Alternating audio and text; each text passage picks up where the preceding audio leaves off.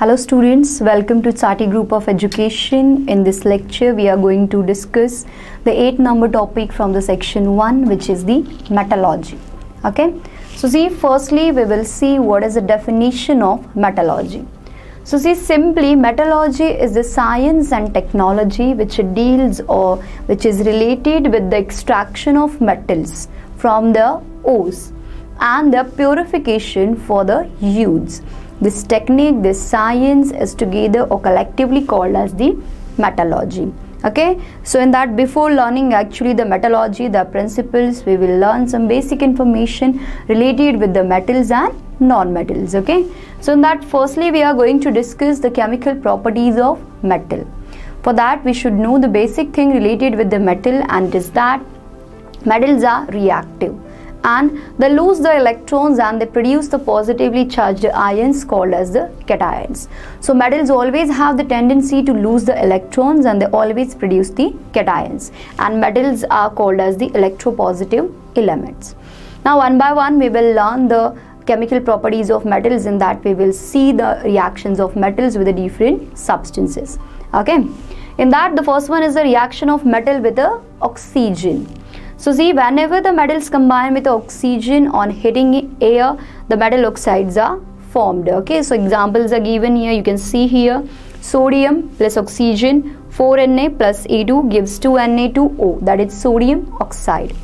2Mg plus O2 gives 2MgO, that is magnesium oxides. So whenever these metals combine with the oxygen, they produce the corresponding oxide. Okay, then after these oxide, when mixed with the water, they produce the alkali. Then after the next one, reaction of the metal is with the hydrochloric acid. So see, whenever the metals like aluminium, magnesium, ferrous or the zinc, they react with the hydrochloric acid, the salt of that one particular metal is formed. You can see the respective reactions are given here. When the magnesium reacts with the hydrochloric acid, the magnesium chloride is produced and the hydrogen gas is evolved in this reaction. So whenever the metals react with the acids like a hydrochloric acid or the sulfuric acid, the hydrogen gas is evolved in that one reaction. When aluminium reacts with hydrochloric acid, aluminium chloride is formed, a hydrogen gas is evolved. Similarly, when iron reacts with the hydrochloric acid, ferrous chloride is formed and the hydrogen gas is released. Okay, then after in the third one point, we are going to learn the reaction of metal with the nitric acid. The chemical formula of the nitric acid is the HNO3. Okay, so see, whenever the metals react with the nitric acid, the different nitric salts of the metals are formed, and along with that, various oxides of nitrogen like Na2O, NO and NO2 are also formed in accordance with the concentration of the nitric acid. Means simply see here, Cu is the copper. When this one copper reacts with the nitric acid, that is HNO3, but it is concentrated. So when copper reacts with the nitric acid, it produces the copper nitrate, which is a CuNO3 twice plus NO2. Right? This is the byproduct, which is the nitrogen dioxide. Here we have taken the concentrated nitric acid. At that time, the nitrogen dioxide is produced. Then after, you can see here, the copper similarly reacts with the nitric acid, but it is a dilute one. So when the copper reacts with the dilute nitric acid, it produces the copper nitrate, but the byproduct is the nitrous oxide, NO. Okay, so depending on the concentration of the acids, the different oxides of the nitrogens are produced. Okay, then after, the reactivity series of the metals is developed, and you can see simply what is the reactivity series of metals. The arrangement of metals with the increasing order of their reactivity is called as the reactivity series of the metals. Okay, and scientists have developed this one reactivity series with the help of the displacement reactions of the metals. We have learned the displacement reactions in the second one topic. Okay, then after, on this basis of the reactivity series, the metals are mainly divided into 3 types, and these 3 types are the highly reactive metals. Examples are sodium, potassium, calcium. Moderately reactive metals, the examples of moderately reactive metals are magnesium, zinc, iron and aluminium. And less reactive metals, the examples are gold, silver and the mercury. Okay, so on the basis of reactivity series, the metals are divided into 3 types: highly reactive, moderately reactive and the less reactive. Then see, we have learned the chemical properties of the metals, then after reactivity series of metal, then after the next one point is the chemical properties of the non-metals. As the metals have tendency to lose the electrons, the non-metals have tendency to accept or to gain the electrons. So the non-metals are actually electronegative in nature, and non-metals always produce the anions, means the negatively charged ions. Okay, so see here, the non-metals accept the electrons and they produce the negatively charged ions called as the anions, and non-metals are also called as the electronegative elements. And after now we are going to learn the different reactions of the non-metals. In that, the first one is the reaction of non-metal with the oxygen. So see, non-metals combine with the oxygen to form the acidic oxides, means simply the oxides of the metals are acidic in nature, and in some cases the neutral oxides are also formed. You can see here carbon is a non-metal, so carbon when reacts with the oxygen, it produces carbon dioxide, and this is the oxide of the carbon, and which is acidic in nature. Okay, then after second one, the chemical property of the second one reaction of the non-metal is the reaction of non-metal with the water. But see, mostly or the generally non-metals do not react with the water. Exception is there, which is the chlorine gas. Okay, that is a halogens like a chlorine, bromine, iodine, fluorine. So whenever the chlorine reacts with the water, it produces this one acid, hydrochloric acid, and this one product is produced. Okay, then after the reaction of non-metals with the hydrogen, non-metals react with the hydrogen under certain conditions. You can see here, this is the non-metal. Okay, then after hydrochloric acid, the reaction of non-metals with the acid, hydrochloric acid. So chlorine is a non-metal. When it reacts with the acid, this is the hydrobromic acid. When it reacts with the acid, it produces the hydrochloric acid, and the bromine gas is also produced there. Okay, then after the last one reaction of the non-metal is the reaction of non-metal with the hydrogen. Before that, we have discussed the reaction of the non-metal with the acids, and here it is the hydrogen. So whenever the non-metals like a sulfur or the nitrogen reacts with the hydrogen, they produce such a compounds. When sulfur reacts with the hydrogen, it produces H2S. Okay, then after when the nitrogen reacts with hydrogen, it produces NH3, which is the ammonia gas. So these are the chemical reactions of the non-metals. These are actually the chemical properties of the non-metals. Okay, then after the next one compound or the next one point discussed here is that the ionic compounds. See, we are learning the ionic compounds from the 8th standard. Basically, what are the ionic compounds? Ionic compounds are the compounds which are formed by the cations and anions. Cations are the positively charged ions, and anions are the negatively charged ions. Okay, so in between the cations and anions, as they are oppositely charged, there is an electrostatic force of attraction, and such a type of compounds are called as the ionic compounds, and there is electrostatic force of attraction between cation and anion, and the ionic compounds are crystalline in nature. For the well-known examples to us is the NaCl, that is a sodium chloride, okay, our salt, then magnesium chloride, MgCl2, then Ki, potassium iodide. These are the examples of the ionic compounds. Then after, what are the general properties of the ionic compounds are discussed here. See, the first one general property of the ionic compound is that the ionic compounds are solid and they are hard. Okay, then after the next one is that the ionic compounds are brittle and they can be broken easily into pieces simply by applying the pressure.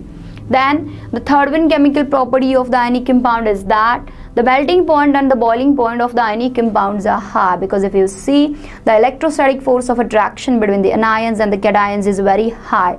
So to break that one force, to break that one ionic bond, a lot of amount of the heat energy is necessary, and that's why the melting and the boiling point of the ionic compounds are very high.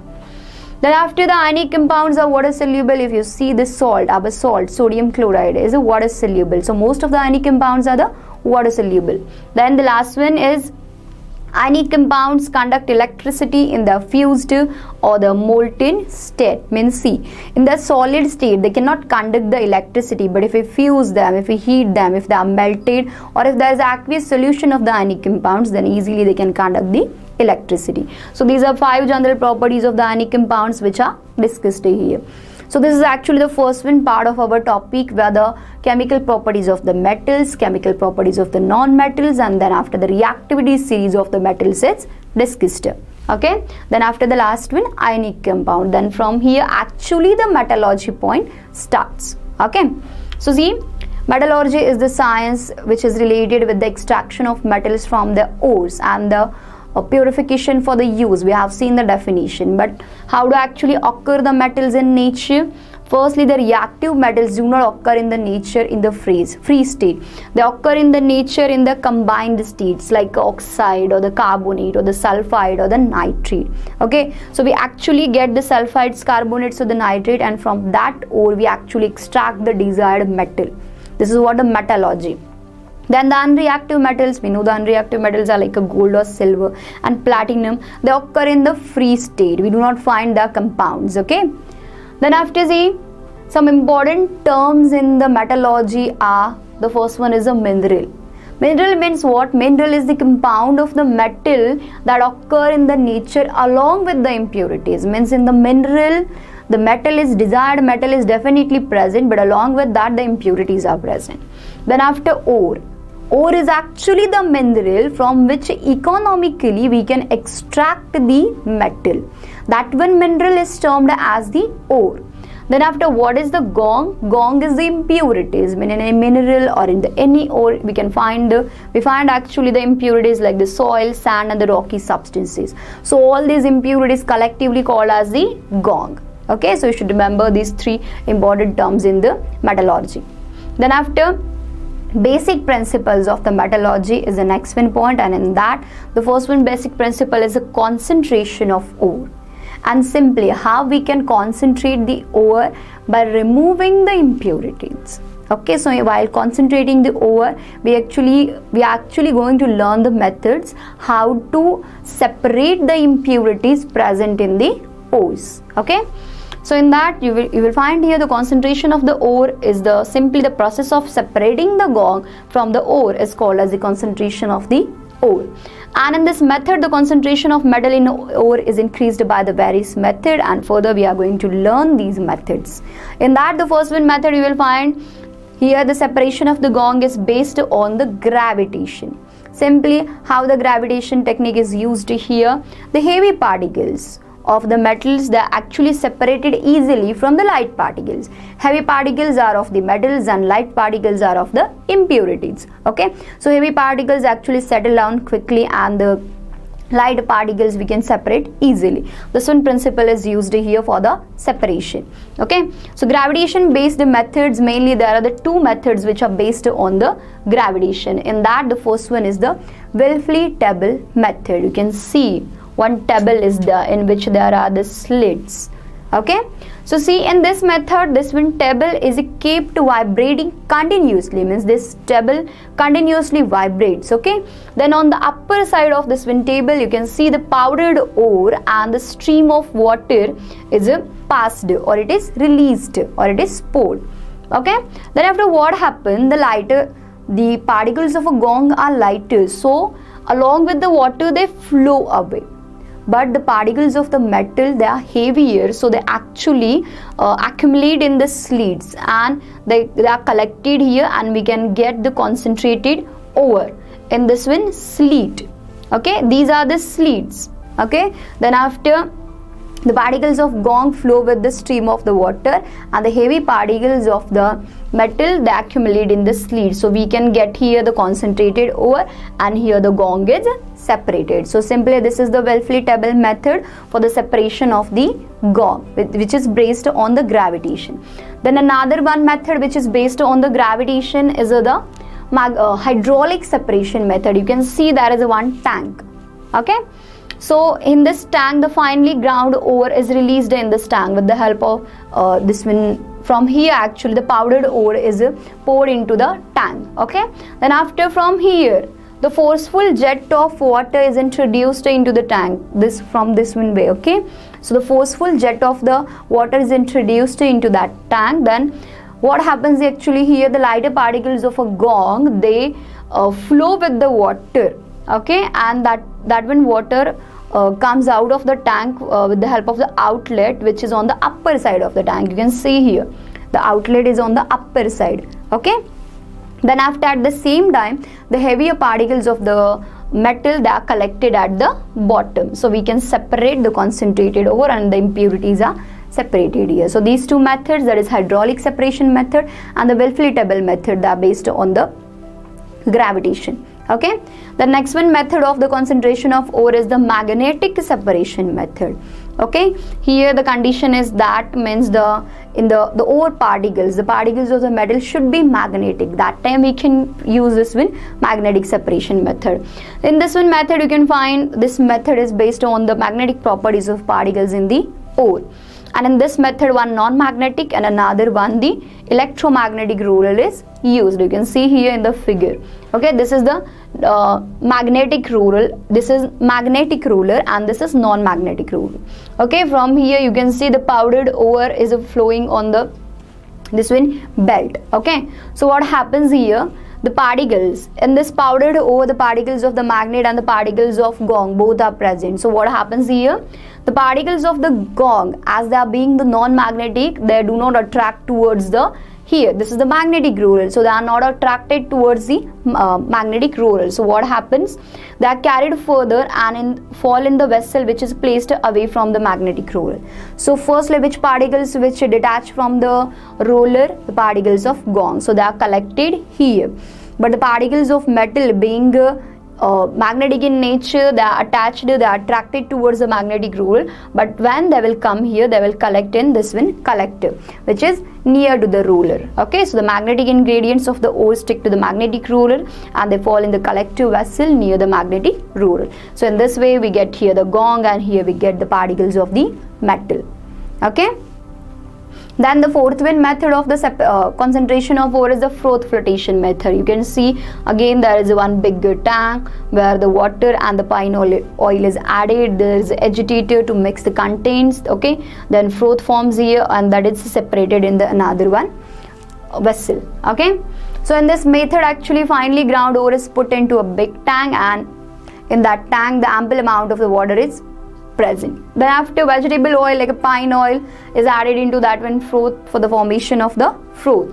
Then pressurized air is also blown with the help of the water and agitator is used to mix all the contents in the that one vessel. Due to agitation, what happens, the foam is produced by mixing the water, oil and the air bubbles. This foam floats on the surface and the particles contain sulfide ore get wetted by the oil. So we know that oil always floats on the water and the particles of the sulfide ore, this technique is used to separate to purify the sulfide type of ores. Okay, so in the froth the particles of the sulfide ores are present, so they float with the foam on the water and in this way the particles of ore can be separated. Okay, then the last one method of the concentration of ore is the leaching. In this method, the ore is just soaked in a certain solution for the long time. Then ore dissolves in solution due to specific chemical reaction, but the particles of the gong does not dissolve. So easily, simply by filtration, we can separate the gong and the particles of metal. So these are the 5 methods of the concentration of the ore. Okay. Then after, the next one point is the extraction of aluminium. Okay, the extraction of highly reactive metals. In that, the aluminium is the reactive metal. So in that, see symbol aluminium. The chemical symbol of the aluminium is Al. Color is a silver white. Atomic number is 13. Electronic configuration is 283. So valency is 3. Okay. Then aluminium is extracted. The ore. The particular ore of the aluminium is the bauxite. Okay, and its chemical formula is Al2O3.NH2O. In bauxite, silica, ferric oxide and the titanium oxide, these impurities are present, means these are the gongs which are present in the bauxite. Okay. Then after the concentration of the bauxite ore, okay, in that the first one method is a Bayes method. Okay.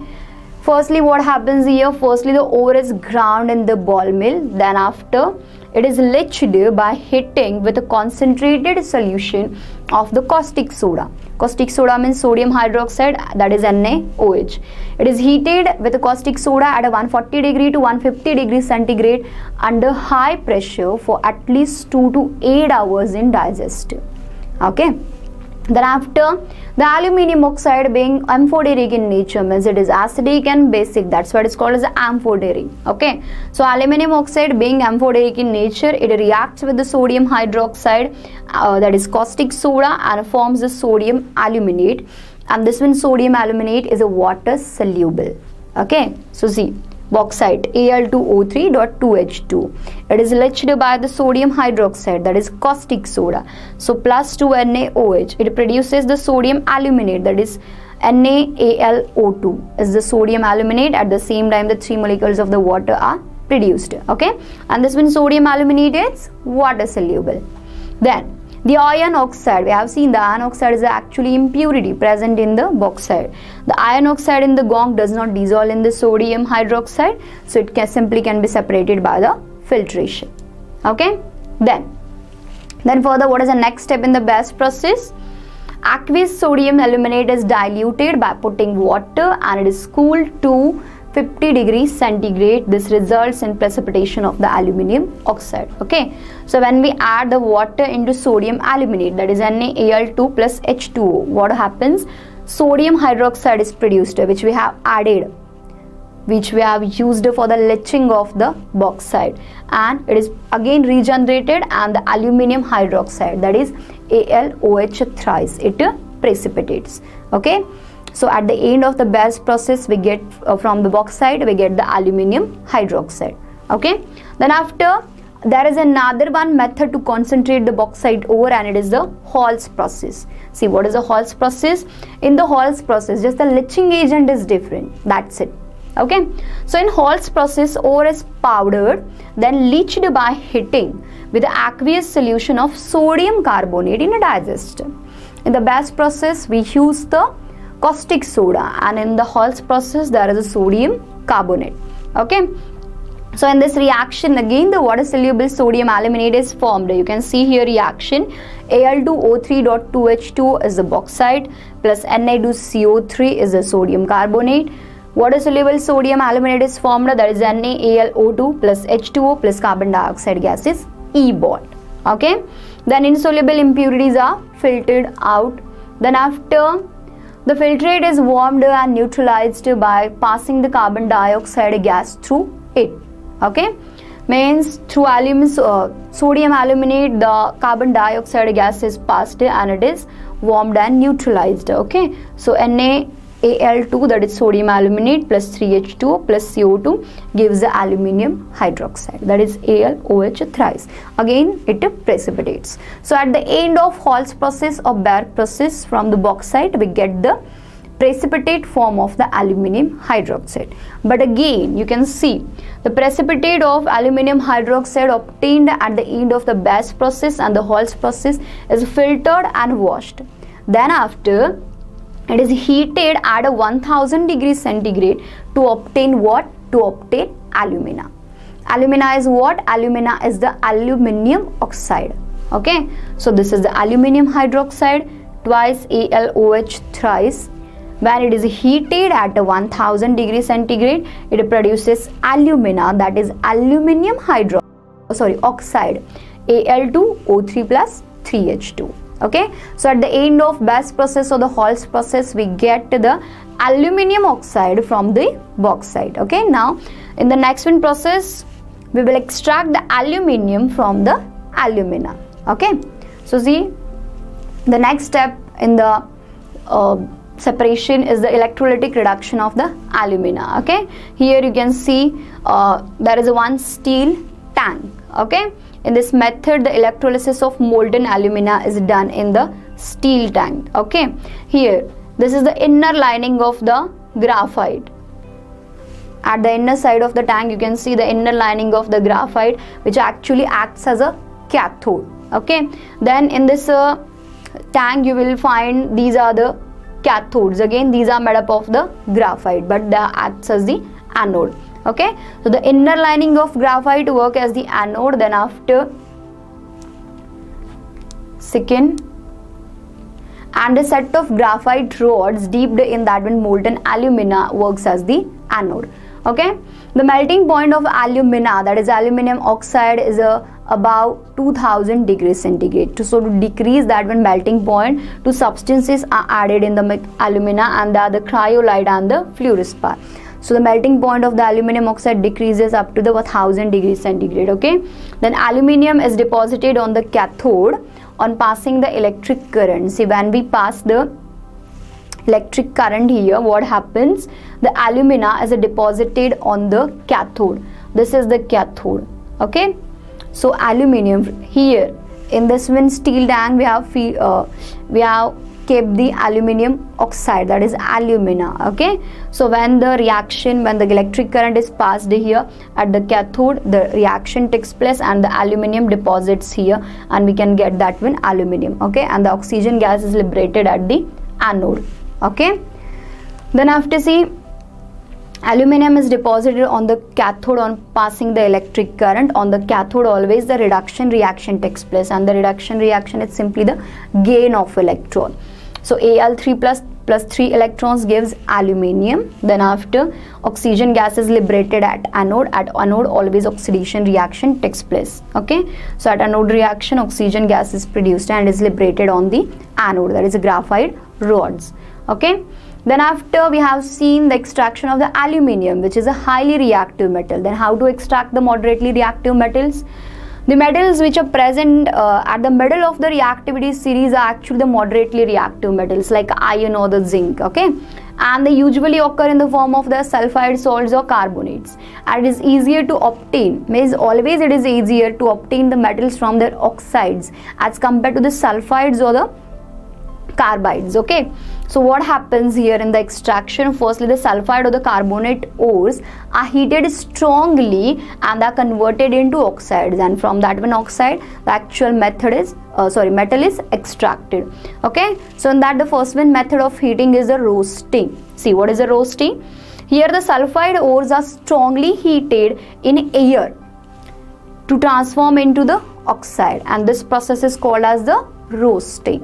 Here the sulfide ores are heated strongly. Okay, so zinc carbonate gives ZNO plus carbon dioxide. This is the carbonate. Okay, then after, what is the calcination? Here the carbonate ores are strongly heated in a limited supply of air to transform into oxide, and this process is called as a calcination. Okay, you will see here roasting. In the roasting, sulfide ores are heated strongly, so here actually should be the reaction zinc sulfide.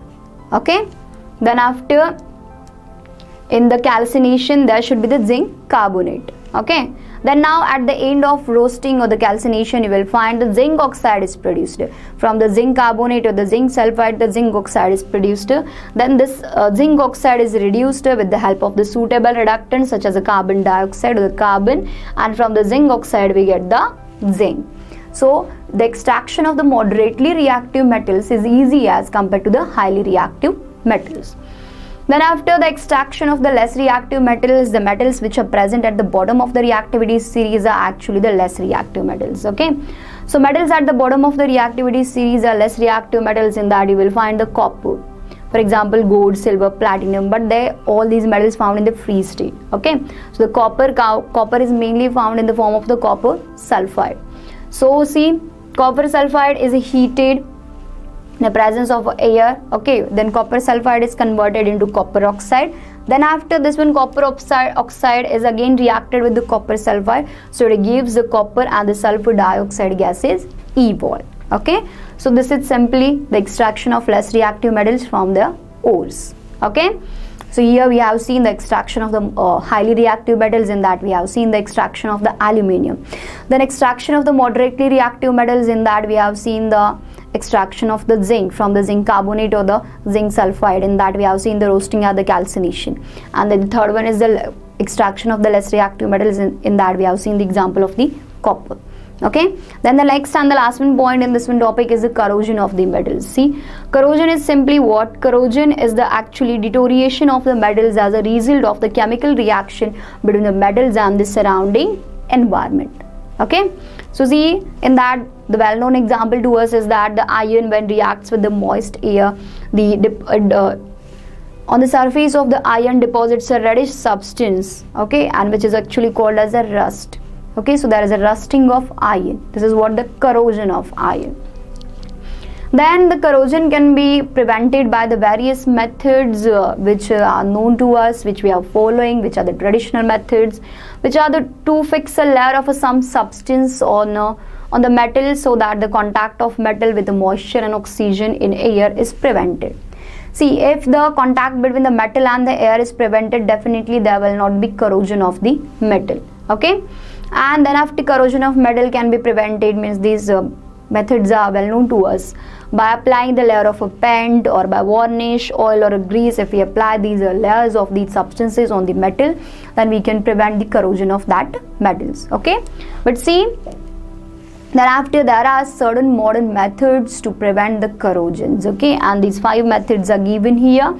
In that, first one is the galvanizing. See, galvanizing means what? Just in this method, a thin layer of a zinc is applied to prevent the corrosion of iron and steel.